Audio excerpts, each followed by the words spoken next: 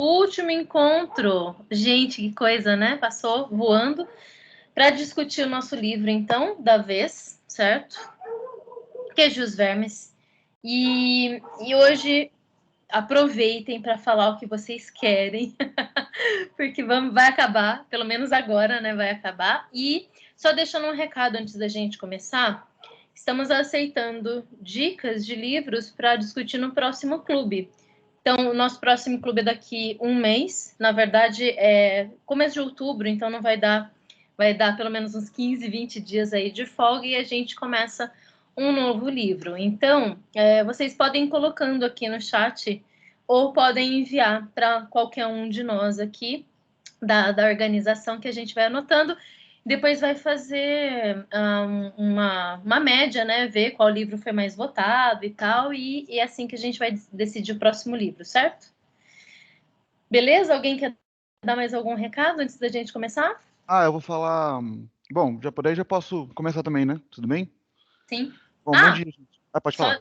só lembrando quem são os nossos ah, apresentadores hoje, né? Gustavo, apresentador 1, Gabriel, apresentador 2 e a Gabi vai ser a comentarista, certo? Vamos lá. Bom dia, gente. Um primeiro recado que eu vou dar antes de começar a fala é avisar da lista de presença, tá bom? Ela tá pronta já. Eu vou mandar ela aqui no chat de vocês assim que a gente encerrar as discussões principais, assim, para vocês já colocarem as palavras-chave e já poderem garantir o certificado de vocês, tá bom? Tá bem simplesinha, só colocar o nome, o e-mail e as palavras, as 4 palavras que a gente vai ter anotado até então, tá bom? E aí, vamos começar falando então do encontro da semana retrasada que vocês tiveram, né? Eu não estava presente, mas eu assisti a gravação de vocês, vi o que vocês discutiram, e vocês começaram falando, a Gabi começou falando, na realidade, da questão da circularidade cultural, do Menóquio e os livros que ele leu, né? Eu lembro que a Larissa até comentou e ficou impressionada de como que os livros que o Menóquio leu foram influenciando a mente dele, né? Ele realmente não tirou tudo aquilo da cabeça, como a gente bem discutiu. E dá para perceber isso na fala dele, né? Como que várias pessoas, inclusive não só livros, mas pessoas, vão mentalizando tudo aquilo na cabeça dele. A Gabi também trouxe uma questão interessante, que é pensar que o Menóquio pensava Deus como um senhor de terras, né? Então os anjos seriam os empregados dele, por assim dizer. E isso valia para a igreja também. Então o Menóquio entendia a própria realidade dele e jogava isso para a espiritualidade que ele estava acreditando, para Deus no caso. E aí, logo na sequência, eu teve aquela contradição. Alguém acabou perguntando, mas e a alma? O que que é a alma? Porque tinha ficado confuso, né? E é para ficar confuso mesmo, porque nem Menor que sabia explicar. A Flávia acabou até falando, será que ele era meio fora da casinha, assim? Porque quando você pressionava muito o Menóquio, ele não sabia muito o que falar, ele ficava travado, porque ele não tinha tudo aquilo pronto na cabeça, não era um manual de regra certinho. Ele ainda estava pensando muita coisa, e dava para ver isso nos documentos que o Ginsburg estava estudando. Aí depois, a Giovana também trouxe um fato importante que é a questão da troca, né? Ela trouxe uma questão do jornalismo, na questão da troca do diálogo, que a gente também pensa muito antes de falar, a gente pensa no como vai trazer a informação que a gente tem e como essa própria informação é mudada quando a gente passa para o outro. Então, no diálogo, quando eu estou falando com vocês, por exemplo, a minha informação vai se alterar e vocês vão entender de um jeito e podem responder de outro. E ela vai tomando outras proporções totalmente diferentes. É muito o que acontece aqui no clube, né? A gente fala de X, depois está no A, totalmente diferente. E aí a última coisa que a gente discutiu foi a questão do Menóquio ser à frente ou não do seu tempo, né? A Flávia usou uma palavra muito chique, extemporâneo, que eu nunca tinha ouvido falar, achei muito, muito chique. E vocês discutiram muito sobre isso, né? Será que ele estava à frente do tempo ou não? E foi praticamente unânime aqui no clube que ele não estava à frente do tempo dele. Ele era só um personagem que viveu na época dele e que usou tudo aquilo que ele tinha em volta, né? O período que ele tinha, a cultura que ele tinha, para criar a própria filosofia, a própria religião dele. E aí a Lourdes trouxe algo muito importante, que parece, para algumas pessoas, que ele está à frente do tempo dele, porque ele é a exceção quando a gente olha aquele mar de documentos oficiais, né? Quando a gente olha os documentos oficiais, a gente não estuda o pessoal popular. Então, quando a gente olha para o Menóquio, que é uma pessoa popular, a gente fala, uau, caramba, que único, né? Mas a gente não tem certeza, e é um pouco do fardo nosso, né, do historiador, de não saber tudo com certeza. Mas vai saber se o Menóquio era só apenas um representante de uma massa de pessoas que também pensavam daquele jeito, né? Não dá para ter certeza. Então, foi mais isso que vocês discutiram na semana retrasada. E agora eu vou passar para o apresentador 2, que é o Gabriel, tá bom? Obrigado, gente. Oi, tudo bem? Eu vou ser o apresentador 2 e hoje a gente vai falar um pouquinho mais sobre esses capítulos finais e sobre o pós-fácil. No caso, os capítulos finais, eles vão trabalhar a volta do Menóquio à vila, após ele já ter sido declarado culpado. No caso, é importante a gente ressaltar que, mesmo sendo sentenciado culpado, ele continua tendo função dentro da paróquia, onde ele trabalha com as arrecadações, porque isso é uma... Como o próprio Gisburg fala, a função de moleiro, às vezes, vai sendo atribuída nas paróquias com arrecadação. Tanto que a função de moleiro é vista, muitas vezes, como quase que um meio termo entre o cidadão comum e a arrecadação. No caso, acaba falando-se sobre tentativas, posteriormente em outros capítulos, acaba falando sobre tentativas de reabrir o caso do Menóquio. Afinal, ele acaba transgredindo em algumas punições e acaba quebrando um pouco da sua sentença, no caso, usar a marca de ter sido culpado, afinal de contas, isso atrapalhava na exerção de algumas funções. E acaba também citando sobre o contato comum com um belo livro, no caso, o Alcorão, apesar de que é destacado pelo próprio Gisburg que não se tem certeza desse contato, mas mais importante do que a certeza desse contato é a possibilidade da interpretação do Menóquio, que acaba por muitas vezes trabalhando a ideia de mais de uma religião, também a ideia do conto são os três anéis. E acaba que mais denúncias vão chegando aos inquisitores sobre o Menóquio e ele acaba sendo preso novamente. No caso, ele é torturado, ele já tinha, voltando um pouquinho na realidade, ele já tinha 67 anos, ele já se apresentava grisalho, de aparência magra, e é destacado a sua solidão. Afinal, a sua esposa já havia morrido, o seu filho que havia lhe defendido também já havia morrido, e ele acaba se tornando muito sozinho.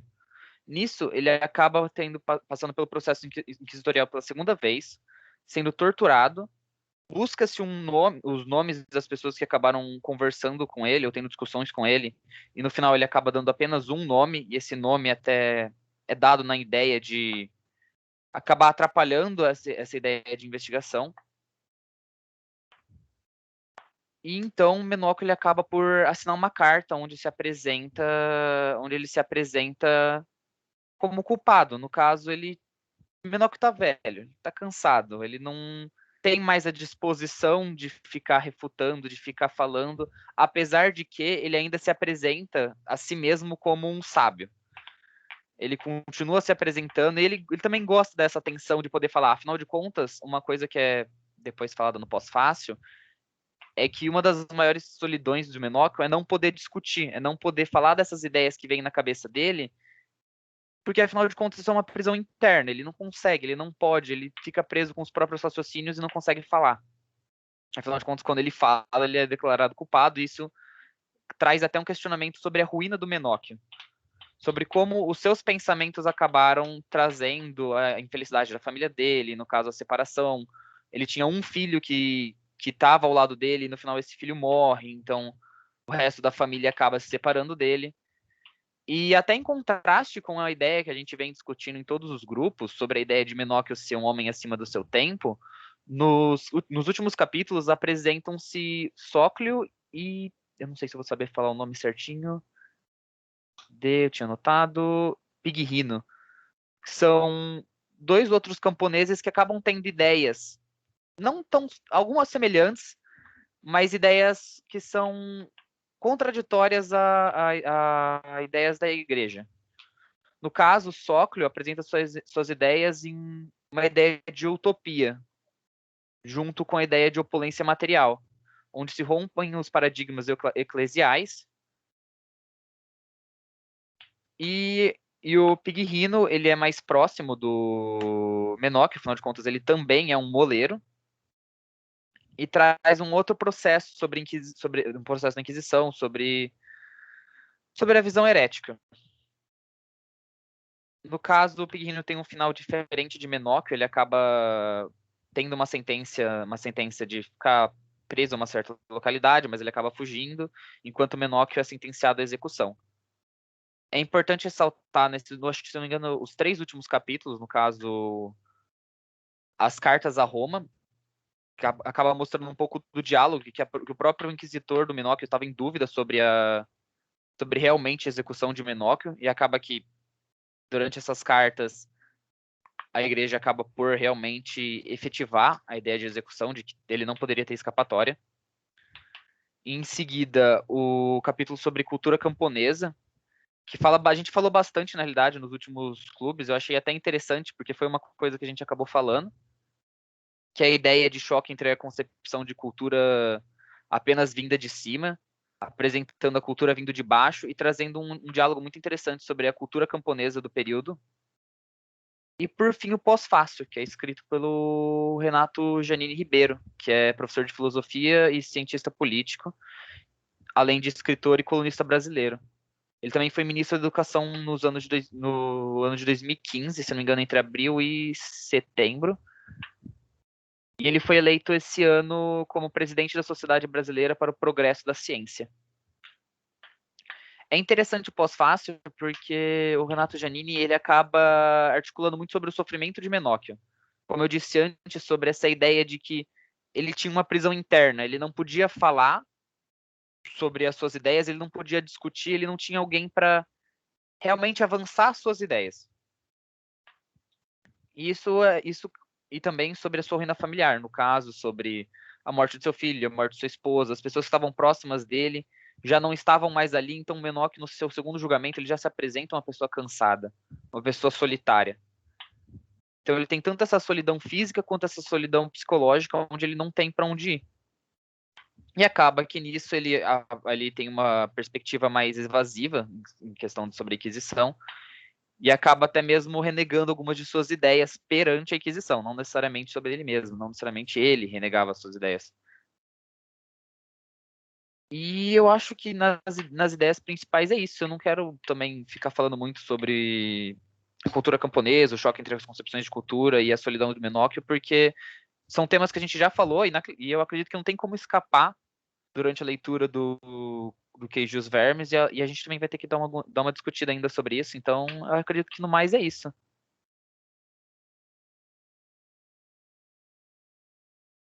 Oi, gente, tudo bem? Bom dia. Bom, antes de começar, eu só queria esclarecer que, embora eu tenha falado, né, acho que na segunda sessão do clube, que a gente discutiria hoje sobre o Menóquio ser um homem à frente do seu tempo, a gente já fez essa discussão na semana passada, então eu não acho que seria mais tão interessante a gente voltar nessa pergunta aqui. Então, se algum de vocês aqui não estava presente, não pôde assistir, a gente já estendeu bastante esse tema na sessão passada. Então, tá lá gravado no nosso canal do YouTube, tá bom? Então, eu acabei elaborando um outro questionamento que é bem aberto, é bem pessoal, tem muito a ver com o livro. A primeira pergunta de hoje, eu vou só ler uma citaçãozinha aqui do Pós-Fácil, né? Que o Renato vai falar assim: que o importante não é o que Menóquio leu ou recebeu, é como leu, é o que fez de suas experiências, o que diminui a distância que se costuma propor entre leitura e escrita, entre uma postura passiva e outra ativa diante do conhecimento. A recusa a enquadrar Menóquio num contexto já delineado significa que Ginsburg respeita a diferença e a originalidade desse pensador mais ou menos popular. E a pergunta que eu quero fazer para vocês é: como funciona essa influência cultural e literária na sua vida? Como que vocês fazem essas relações daquilo que vocês leem, academicamente ou não, e aquilo que a cultura de vocês, como aquilo influencia, da mesma maneira que o Gustavo perguntou na primeira sessão, o que é cultura para vocês? Eu gostaria que vocês se colocassem agora no lugar do Menóquio e comentassem, né, compartilhassem com a gente como que funciona essa questão para vocês, como que vocês tiram as suas próprias conclusões daquilo que vocês leem, daquilo que vocês vivem, como que isso funciona, tá bom? Quem quiser pode levantar a mãozinha, eu só abro o microfone, quem quiser escrever no chat também, eu leio aqui, beleza? A primeira pergunta é essa, tem mais depois.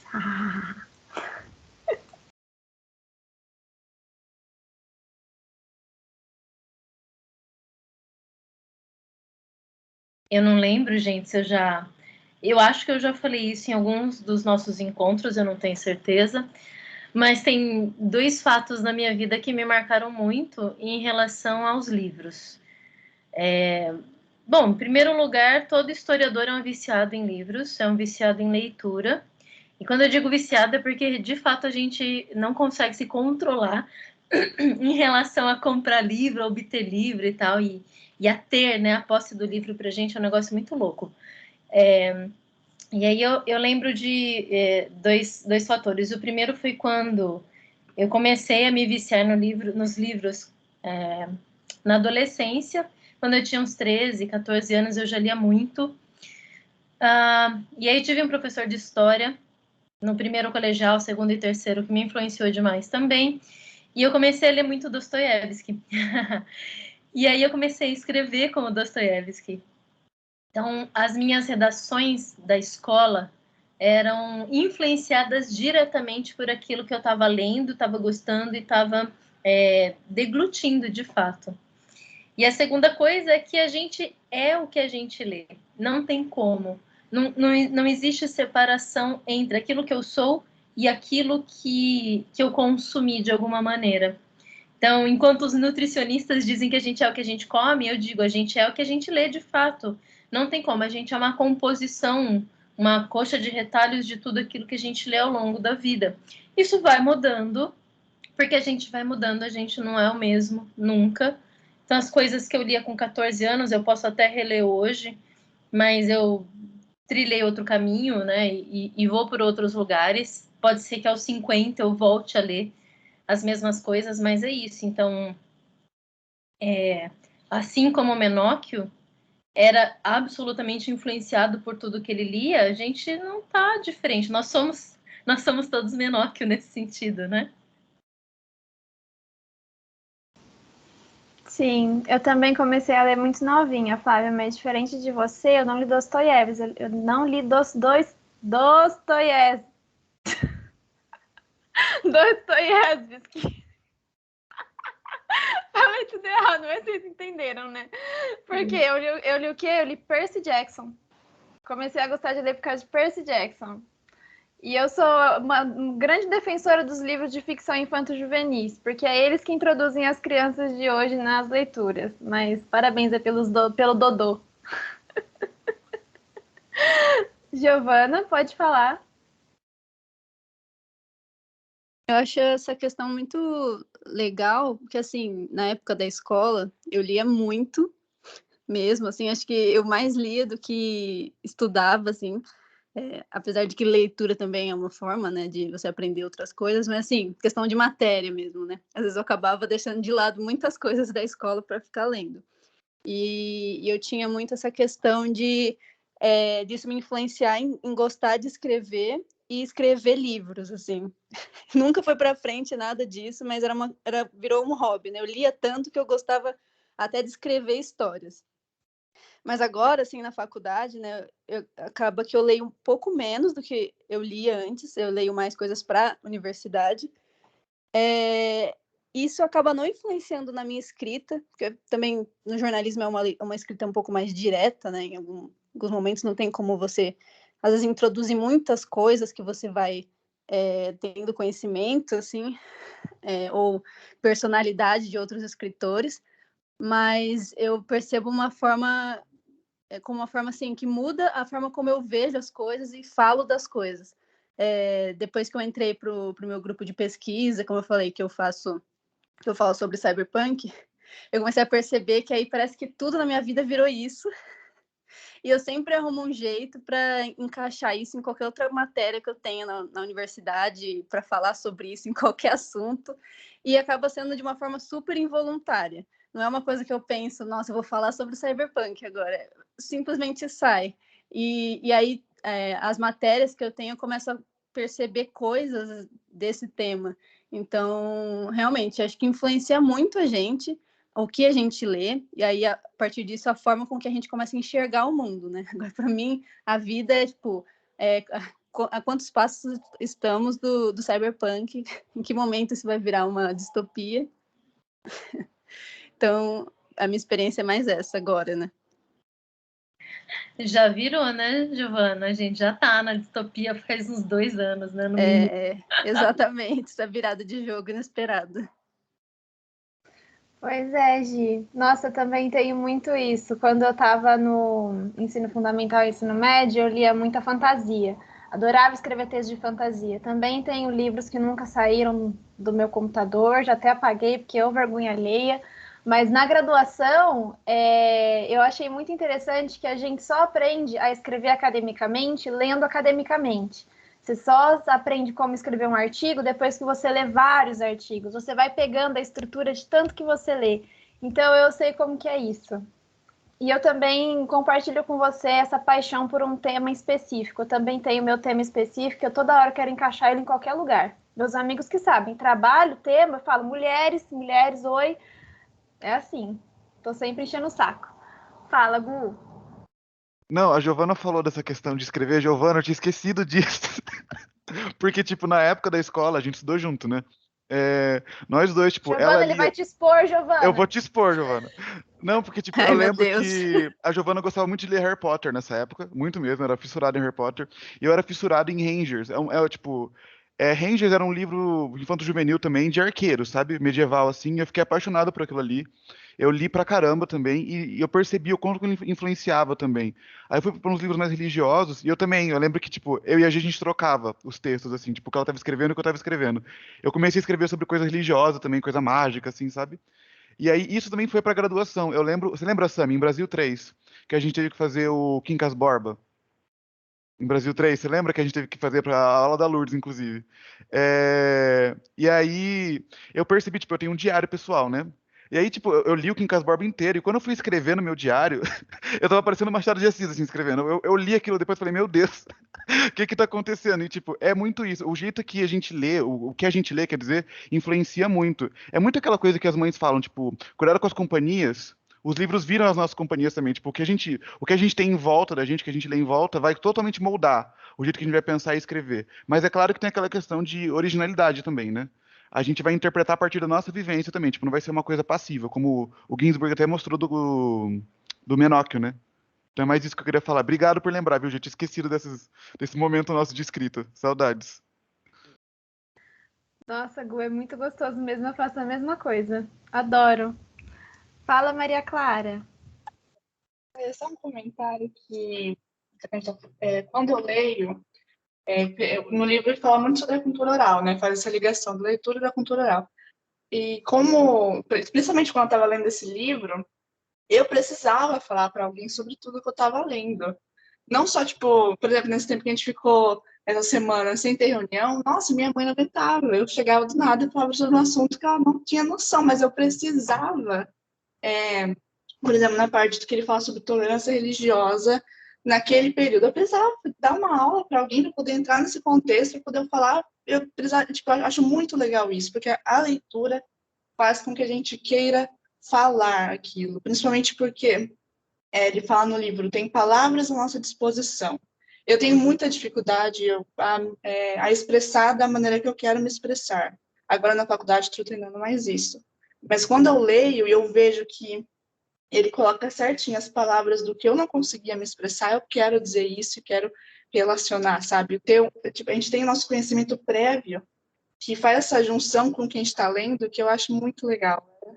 E eu achei muito legal que fala sobre isso no livro, né? Da cultura oral e da leitura. Sim, é exatamente isso. E eu acho que a parte mais legal e o que o clube proporciona pra gente é que não é uma leitura individual. Por ser uma leitura conjunta, cada um lê de um jeito, cada um tem uma interpretação, cada um tem um conhecimento. Então, aqui a gente tem 2 professoras com a gente aqui da graduação, público externo, público de outros cursos. Cada um vai ter uma visão diferente. E aí a gente vai todo mundo jogar tudo aqui, aí a gente vai compreender cada vez mais, né? Eu acho que essa é a graça. E aí, isso me faz pensar no Menoque, uma coisa que fala no pós-fácil também, Eu não sei se eu vou achar agora, mas que ele comenta assim que o Menoch, ele queria, ele tava que nem você, Maria Clara, ele queria contar para as pessoas, mas ele não queria contar para qualquer um. Ele queria falar as coisas que ele estava pensando para a gente que entendesse, mas ele só tinha os camponeses ali, os camponeses analfabetos que não tinham as mesmas leituras que ele, não tinham a mesma bagagem que ele. E ele se sentia frustrado por isso que ele queria falar com o Pá, por isso que ele queria falar com os reis, ele queria falar com gente instruída. Então é a mesma coisa, o Menoch era um afobado, um literato afobado, que nem a gente. Ô, gente, isso é muito legal, né? O que a Maria Clara disse é muito verdadeiro. Quando a gente começa a descobrir uma coisa que é muito legal, você tem que falar para os outros, não tem como guardar. E por isso que aqui, claro, não é todo mundo da licenciatura, mas por isso que nós da licenciatura a gente estuda para passar para os outros. Não tem como guardar isso para a gente. Eu também já devo ter contado essa história para vocês. Eu me formei, eu não queria ser professora. E aí eu passei, acho que 3 anos, quebrando a cabeça, fazendo outras coisas, nada a ver, até que eu cheguei um dia e falei, eu estou infeliz. Por quê? Eu tenho tanto conhecimento, eu tenho tanta coisa legal, por que eu não quero passar isso adiante? E aí deu estalo e foi. E é isso, então, você não precisa ser professor para isso, né? Você pode fazer isso com quem você quiser, né? Porque essa ânsia que a gente tem de dividir o que é bom é sensacional. Inclusive, eu estava... as redes sociais, elas acabam ajudando um pouco nisso. O lado bom das redes sociais, né? Hoje, por exemplo.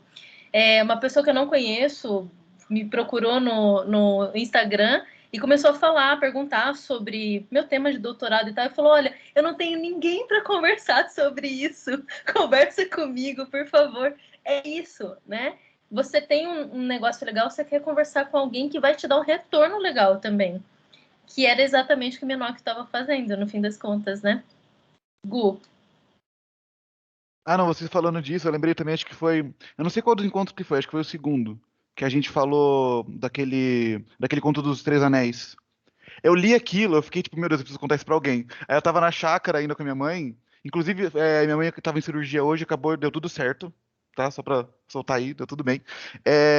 E eu contei pra ela desse conto aí pra ela ficou embasbacada, porque, tipo, eu me considero agnóstico e ela é católica, né? Então o debate foi bem interessante, dela começar a perguntar coisas, assim, e essa vontade que a gente tem, né? Tipo, a gente que quer dar aula, principalmente, ficar passando pros outros, contar o que a gente descobriu de curioso, que é curioso, assim, né? É muito real. Foi bem gostoso ter, tipo, externar o que a gente tá tendo aqui pra ela, assim, e ver que ela entendeu. Bem gostoso. Inclusive, Gu, você viu que ele voltou no Conto dos Três Anéis, né? Nos capítulos finais aqui. E ele ainda jogou que esses três anéis eram as três religiões. Como é que ele chama? Peraí. Eram as três grandes religiões mediterrâneas, que eu anotei aqui. Me corrija se eu estiver errado, mas eu acredito que sejam o cristianismo, o judaísmo e o islamismo, né? Então, ainda assim, são só três anéis. A gente sabe que, na verdade, são muitos outros anéis, né? Tem anel para tudo quanto é lado aí.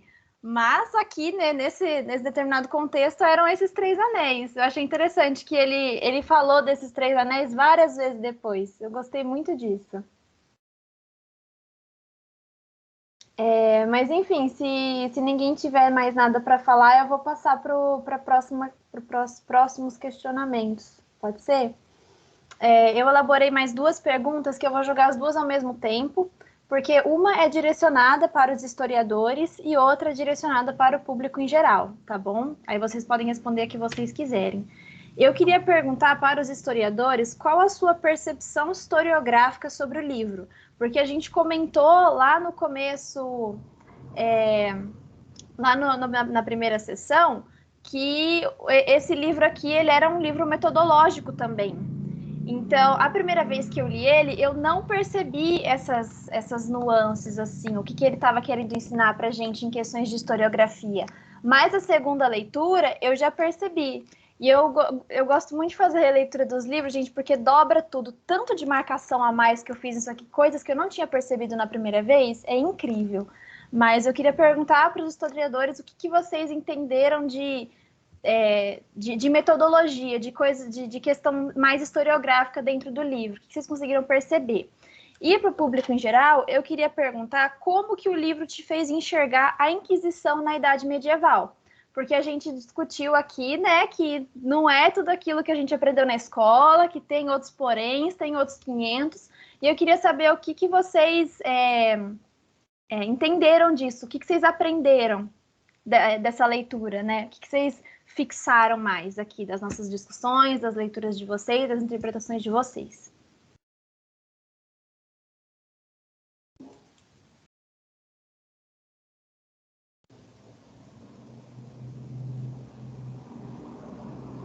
Bom, vou começar então, tá? Pelo menos para mim, ler o Queijo e os Vermes colocou tudo que a gente viu nessa graduação em prática, sabe? Eu consegui ver como que realmente faz, porque, como eu falei, tipo, eu não fiz IC. Então a experiência que eu tô tendo de pesquisa agora tá sendo com esse artigo final. E a Gabriela sabe o quão perdido eu ando de vez em quando, que eu desabafo pra ela. E ver o Ginsberg lidando com a fonte dele, e como que ele tá trabalhando, pra mim ficou muito mais claro. É aquilo que a Gabi falou antes, tipo, a gente vê outras pessoas fazendo, a gente tem um rumo de como fazer, sabe? Fica muito mais próximo da gente. E ver, tipo, pra mim a aula de fontes históricas que a gente tem lá no segundo ano, tudo se concluindo aqui, sabe? Tipo, pra mim foi isso. Eu acho que é mais isso que pra mim, pelo menos. Sim, Gu, inclusive já posso até explanar que a gente já teve várias discussões metodológicas envolvendo queijos vermes, né? A gente falando, você falando da sua pesquisa, eu falando da minha, e a gente comentando como que o livro está ajudando a gente a enxergar algumas coisas de outra maneira. Então, é realmente isso aí. Gente, se quiserem colocar no chat também, tá? A Lari tá super quietinha hoje, Lari. O que tá acontecendo com você? Eu tô cansada, professora. Eu tô sendo monitora de um evento, eu vou apresentar, então a minha cabeça tá uma loucura, mas eu tô aqui atenta a todas as discussões, tá bom? Pode falar, Samira. Eu concordo muito com o que o Gustavo falou, tipo, o jeito que o Ginsburg trata a fonte e o tanto de informação que ele tira dessa fonte, tipo assim, é muito bom. Tudo que ele faz, o levantamento sobre a vida do Menóquio, sabe? Tanto no começo do livro ele fala, o Ginsburg fala que é um livro tanto para estudiosos da área, tanto para as pessoas que são leigas, assim, no assunto. Porque ele vai trazer tipo, o exemplo de uma pessoa que era exceção, que a gente viu que não era tanta exceção assim, mas para quebrar essa ideia de que os camponeses na Idade Média eram pessoas, tipo, burras, letradas, que não eram letradas, sabe? Que não discutiam nada. E também, para nós, somos historiadores, ele é, tipo, perfeito, assim. Ele traz também essas outras informações a mais, sabe? Aprofunda no tema, então, muito bom. É isso aí, amiga. Gabriel? Tá, agora tá desmutado. É interessante como o livro do Carlos Gisburg, no caso Queijos Vermes, eu ia falar é quase, mas na realidade ele é um exemplo prático de metodologia. Porque, que nem já falaram, ele acaba trabalhando e mostrando, em vez de falar sobre como é a sua metodologia, ele mostra como ele trabalha a metodologia. No caso, igual a Samira falou, ele acaba trazendo a quebra dessa ideia de cultura camponesa praticamente inexistente, acaba mostrando também o como que trabalhar uma pessoa dentro da história, no caso a microhistória, trabalhando uma figura, trabalhando a sua história, você consegue também ter uma visão muito mais ampla da sua contextualização. Até que teve essa argumentação sobre se Menóquio era um homem à frente do seu tempo. No final do trabalho, no final do livro também fala-se sobre outros exemplos. E no pós-fácil também se fala sobre a metodologia. Acho que no geral foi isso.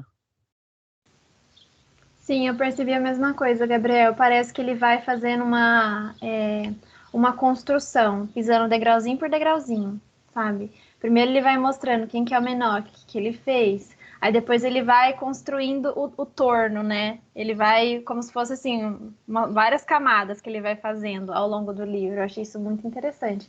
Até acabar do jeito que acabou, né? ele acaba, né, com o segundo julgamento lá do Menoque pela Inquisição, mas também falando que ele não era o único, né? Tinha mais gente que pensava assim. E aí, eu achei muito interessante a última frase do pós-fácil. Quer ver? Que ele fala assim, falando sobre o Menóquio, né? Sua curiosidade, opiniões e destino faziam dele um desses homens para quem dizer o que pensam é tão importante que por isso arriscam a própria vida. Nem toda confissão é uma vitória da tortura, porque às vezes a pior tortura é ter a voz silenciada. E quantas pessoas não tiveram a voz silenciada, né, nesse período? Quantas pessoas ao longo da história não tiveram a voz silenciada? Menóquio, ele é uma exceção? Sim, ele é uma exceção. Mas é interessante todo o processo de pesquisa que o Ginsburg teve que fazer para ouvir a voz do Menóquio, né? Então, é sensacional, gente, é sensacional. Flávia? Saiu, você falando disso agora, saiu uma matéria hoje na Folha de São Paulo, na Ilustrada, falando exatamente sobre a questão do cancelamento de livros, de como, ao longo do século XX, os livros foram queimados, autores foram difamados, e assim, não preciso nem falar, é legal, gente, porque né, vocês estão tendo aula comigo de Brasil 4, tá falando de como o Getúlio Vargas, por exemplo, acabou com alguns autores, né? Queimando o livro, inclusive. Então a gente não precisa ir para os grandes ditadores. Hitler, que fez isso, né? O próprio Getúlio. Mas o próprio espírito da época. A gente está vivendo um momento agora muito delicado em relação a cancelamentos. Cancelamentos de autores, no geral, que essas gerações mais novas não entendem o contexto histórico, não conseguem colocar cada coisa na sua própria época, e aí em vez de discutir o que o livro traz, se o livro, sei lá, traz questões raciais, traz questões homofóbicas ou qualquer coisa do gênero, vamos discutir isso. Queimar livro e difamar autores talvez não seja a melhor forma de você educar as pessoas, porque isso não educa ninguém, certo? E é exatamente isso que a matéria da Folha tá trazendo, falando inclusive sobre o 1984 do George Orwell, né? Então, assim, é super legal porque vem casar muito com o pensamento do Menóquio, é isso, né? Ele foi calado, ele foi silenciado. Claro, por ser uma questão histórica daquele momento, de tudo que as pessoas passavam naquele trecho histórico, mas isso faz com que a gente reflita sobre o nosso próprio tempo, os nossos próprios cancelamentos, os nossos próprios Menóquios e por aí vai, né? Essa questão do cancelamento, Flávia, ela é muito interessante. Eu vi um post esses dias não, foi ontem. Vai nessa vibe aí do que você falou, mas é um pouco diferente. O que acontece? Tem esse livro, que agora eu não vou lembrar o nome, mas ele é um livro considerado um clássico, que muita gente fala muito bem desse livro, que é considerado um clássico. E aí essa menina postou uma resenha esculachando o livro, porque ela falou que todo lugar ela só vê o pessoal falando bem do livro, e o livro, na verdade, é homofóbico e racista. A autora do livro foi homofóbica e racista. Aí o que acontece? Ela deu a opinião dela. Até aí tudo bem. A resenha é dela, no perfil dela, a leitura dela. O que aconteceu depois foi que pessoas que gostam desse livro, que são fã desse livro, vieram xingar ela, chamar ela de macaca, entendeu? Porque ela tinha falado que o livro foi racista. Então, assim, esse negócio do cancelamento, ele é horrível de todos os jeitos, entendeu? Porque a pessoa não pode nem dar uma opinião que não é tão... como é que eu posso dizer? É um livro aclamado. E ela falou mal desse livro. E você não pode simplesmente ler, entender que aquela é a visão da pessoa? Você tem que ir lá e xingar a pessoa? Não. Pra que fazer isso? Então, essa questão também entra nesse rolê aí do cancelamento, sabe? É por isso que a gente tem sempre que discutir as coisas que a gente lê. A gente tem que ter empatia pelaquilo que a outra pessoa achou daquela leitura. Por exemplo, às vezes eu posso ler esse livro e achar muito bom, mas ainda assim reconhecer esses fatores e ainda assim criticar o livro, né? A gente não precisa achar o livro perfeito para gostar dele. Eu tenho muito essa visão, pelo menos. Tem vários livros que eu gosto, mas que eu vejo coisas que não são tão legais. Mas é também aquela coisa de contextualizar, como é que fala? Colocar a obra no contexto de sua produção, né? O livro é considerado um clássico porque ele foi escrito no século XIX, ele foi escrito no século XVIII, então é por isso. Ele foi escrito no século XX, então pera lá. Então tem tudo isso aí pra gente colocar em questão, né? E sempre respeitar o que o outro diz sobre alguma coisa que a gente lê. Mas, enfim, só complementando essa questão aí do cancelamento. Gente, eu vou aproveitar esse tempo para falar a palavra-chave de hoje, tá bom? A última palavra-chave. Menóquio, tá bom? Para encerrar com chave de ouro assim. Ótimo, Menóquio. gente. Menóquio é com 2 Cs, tá bom? Toda vez eu escrevo menóquio com 2 Ns. 2 Cs.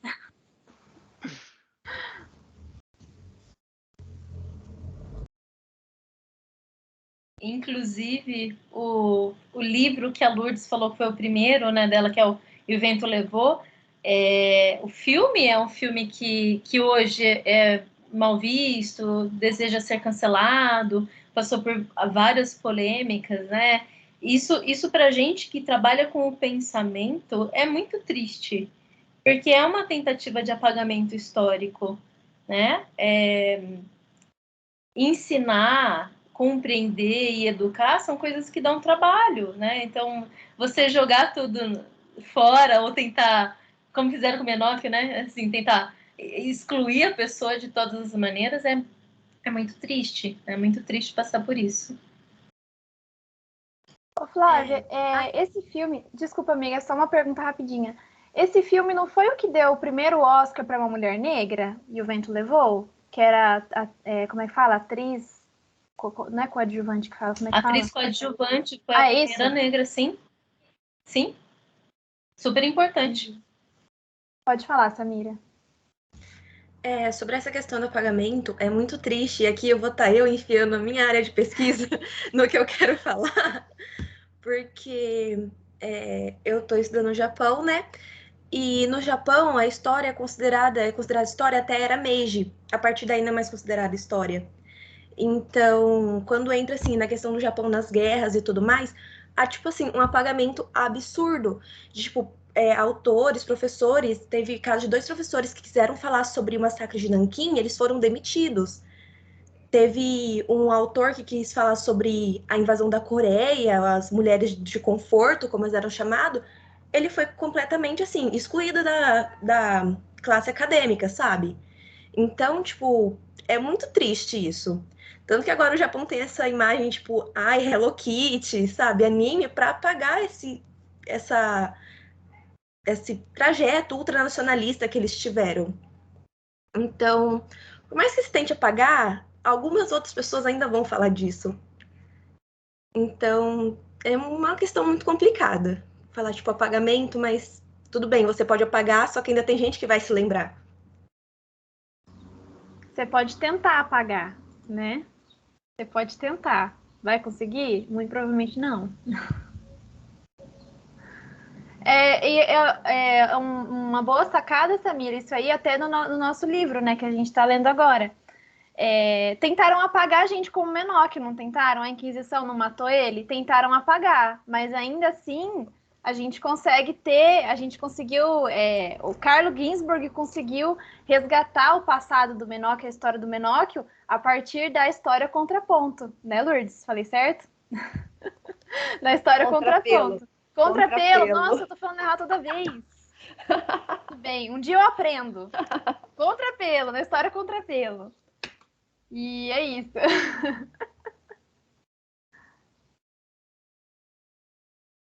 Gente, posso fazer algumas considerações? Claro, Lourdes. Eu estava aqui relendo uma resenha que eu fiz há bastante tempo atrás, que é do Paul Veyne, Como se escreve a história. E no qual ele nos apresenta a crítica que ele faz à ideia de uma história completa, integral. E o Gustavo estava dizendo aqui como que o Ginsburg nos mostra que ao escrever esse livro, primeiro ele teve que escolher um roteiro. E é assim em qualquer situação. seja para nós no campo da pesquisa, mas também na sala de aula. Então, essa ideia de que, qual é o contexto? Isso, gente, é muito complexo, porque quando eu vou tratar de um tema na sala de aula, eu não tenho a possibilidade de trabalhar todo o contexto, né? Então, sempre será algum tipo de recorte, né? Por quê? Porque milhões de coisas acontecem ao mesmo tempo, mesmo se a gente pegar só a situação do Brasil. Então, eu tenho que ver, assim, eu me preocupo muito, o nosso papel enquanto professores, ou mesmo enquanto jornalistas, que nós temos aqui alguns representantes da área, que seja na hora de escrever um editorial, ou na hora de nós escrevermos um texto, ou a seleção que nós fazemos do tema para apresentarmos, discutirmos na sala de aula, nós precisamos sempre pensar qual é o intuito dessa discussão. Então, eu vejo assim, eu tenho uma preocupação em particular nesse segundo semestre em discutir a questão da democracia, né? Por quê? Porque é algo que está muito próximo de nós estamos vivendo uma situação bastante complexa e primeiro nós temos que entender qual é o conceito de democracia que nós acreditamos, que nós lutamos para obter. Segundo, qual é a ideia de cidadania? Como que eu me vejo como cidadão? Se eu não reflito, se eu não tenho ideia do que significa ser cidadão, né, os diferentes aspectos que envolve falar de cidadania, como é que eu vou lutar por uma coisa que eu nem sei o que é? Né? E isso significa fazer alguns recortes. Então, vocês estão pensando, vamos pensar agora no nosso momento, né? Nós temos a situação de Brasília, ok? Mas nós temos tantos outros pontos que precisam ser refletidos que nós, enquanto historiadores, não temos condições de tratar de todos eles. Então, essa ciência de que é sempre um recorte, é sempre uma delimitação, mas que cumpre o objetivo principal nosso enquanto historiador, que é qual é a questão que eu quero responder, seja na sala de aula, seja na minha escrita enquanto historiador. Então, há necessidade de sempre fazer um roteiro para desenvolver essa situação, né? Outro aspecto, e aí, assim, valorizando e parabenizando toda a iniciativa que vocês tiveram em fazer esse Clube do Livro, que nós temos aqui alunos do primeiro ano, né? Nós temos a Maria Fernanda, a Maria Eduarda, nós temos o Matheus, que é do segundo ano, e que conseguem perceber a caminhada que vocês, né, do terceiro e do quarto ano, já fizeram, e de entender que o conhecimento também é um processo, né? Então, ontem mesmo eu estava conversando com os alunos do primeiro ano que quando a gente entra na faculdade, são tantas novidades, parece que aquilo que está sendo proposto para a gente é algo tão inalcançável que não é assim, é um tijolinho a cada dia, como o Gustavo também enfatizou. Então, nós precisamos também entender que nós temos as nossas limitações em cada momento da nossa vida, mas que nós vamos superando com medo, com receios, com o coração acelerado, e é assim, mas nós vamos conseguindo superar esses desafios e amadurecendo ao longo do processo, né? E para finalizar, para não estender muito, de entender que o conhecimento exige dedicação e esforço, nada vem de graça. E a Gabriela disse, olha, eu li aqui a segunda vez meu livro e ele já está quase desmanchando. Né? Que é assim, gente, né? Não tem magia, ninguém vai abrir a cabeça da gente e enfiar coisas se eu primeiro não estiver disponível para o conhecimento. Vocês já ouviram muito aquela frase, né? Ninguém gera uma criança, ninguém faz nascer uma criança se ela não estiver grávida. Né? Então, se eu não estiver aberto ao conhecimento, se eu não me dedicar para obtê-lo, ele não vem, não é gratuito. Então, parabéns a todos vocês aí por estarem fazendo esse esforço de amadurecimento, e vocês vão percebendo aos poucos que o mosaico vai se organizando, as coisas vão se encaixando na nossa cabeça. E esse processo é contínuo, né? A Flávia já tem uma caminhada, eu tenho uma maior ainda, e esse processo de como é gratificante essa construção diária do conhecimento. E obrigado a todos vocês que estão me ajudando também, né, nessa caminhada. Obrigada, gente.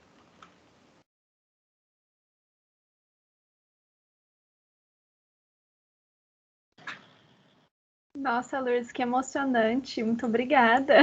Deixou a gente sem palavras, Lu. Pelo amor de Deus. Sim.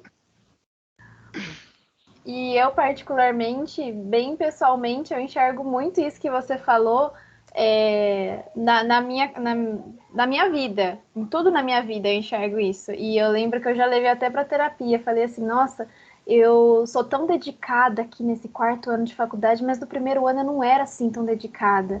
Por que que eu não era? E me arrependia, não, me arrependo tanto de não ter sido tão dedicada naquela época. Minha psicóloga falava para mim, Gabriela, mas naquela época você tinha 18 anos, você era outra pessoa, você estava começando, você só é tão dedicada hoje porque você não foi naquela época, entendeu? Porque é tudo uma construção.